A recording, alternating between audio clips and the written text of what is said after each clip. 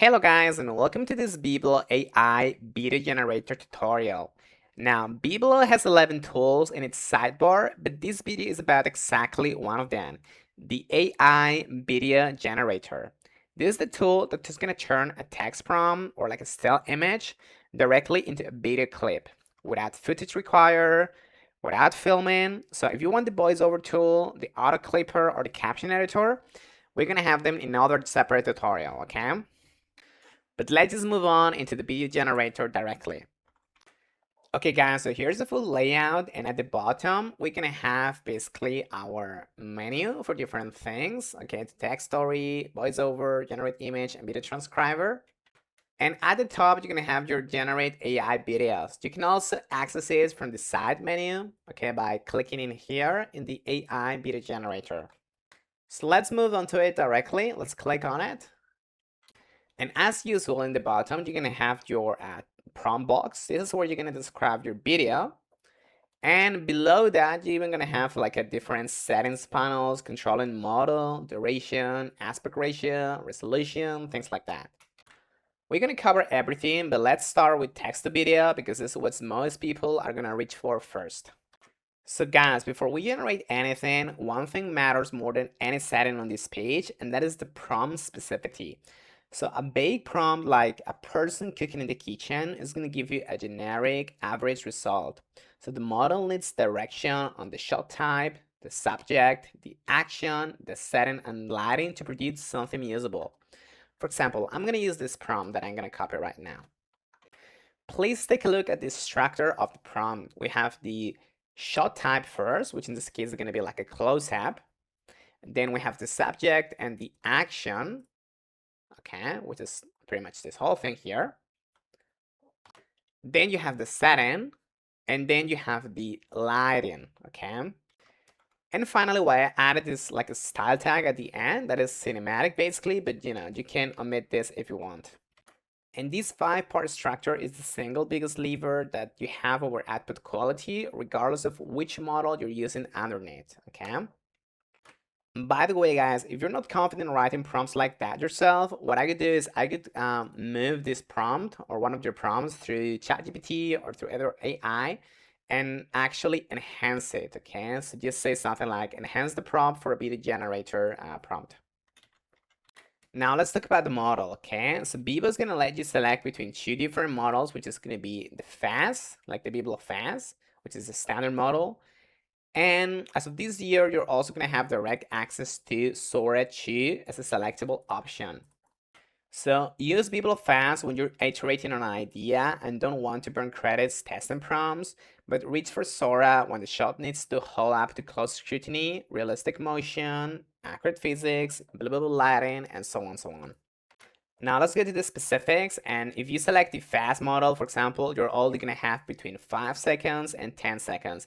But if you select Sora 2, you're gonna have up to 12 seconds per clip, which is plenty for a single scene in a short form video. Not only that, but if you select Sora, you're also gonna have like a resolution setting. Okay, so you have 180p and 720p. And also you have to select, of course, your aspect ratio. So 9:16 is going to be for TikTok, Reels, and Shorts. And, you know, 16:9 is going to be for traditional videos like YouTube. And also remember, you can do a video with audio and without audio. Okay. But of course, audio on is going to cost you more credits. So I'm going to keep it off for this trial. And you can also generate 2 videos, 3 videos, or 4 videos, or just one. Okay, I'm gonna be honest with you here, guys. Unless you're very sure about your prompt, I would only recommend choosing one video.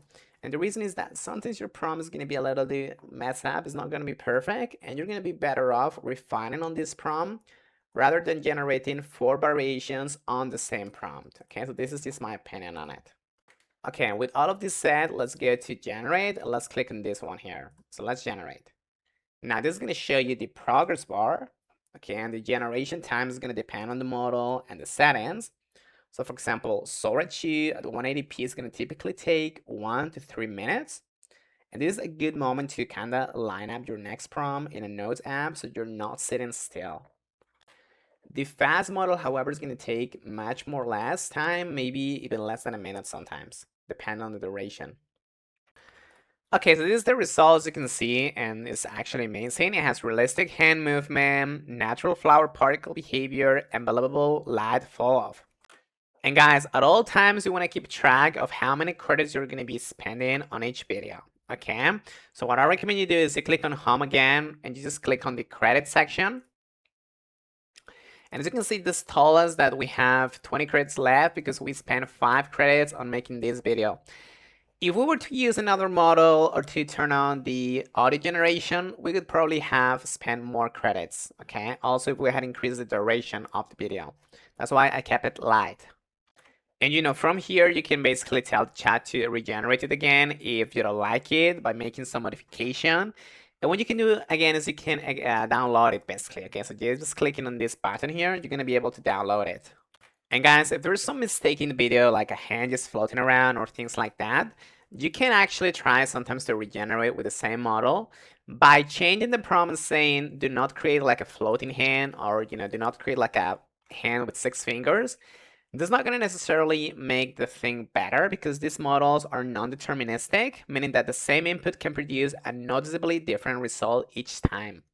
And then if regenerating it doesn't work, then you can add corrective language directly into the prompt. Like, for example, you can add something like smooth, fluid motion, no artifacts, no weird hands, things like that, okay? Now let's talk about the image to video mode, okay? Now you can switch to this when you already have like a still, let's say a product photo, a piece of AI art, or a photograph, and you want to bring it to life instead of generating a scene for nothing. So you're just gonna click on add image, and you have to be careful because not every single file format is gonna work. You can only work with PNGs or JPEGs or things like that, but not, for example, with WebP files, okay? So I have my coffee here, my coffee cup, and I'm gonna paste this prompt. Okay, so we have steam rises gently from the cup, camera slowly pushes in. And what Viblo is gonna use is gonna use this frame, okay, as a start frame. Okay, this image as a start frame, and then it's gonna generate from there.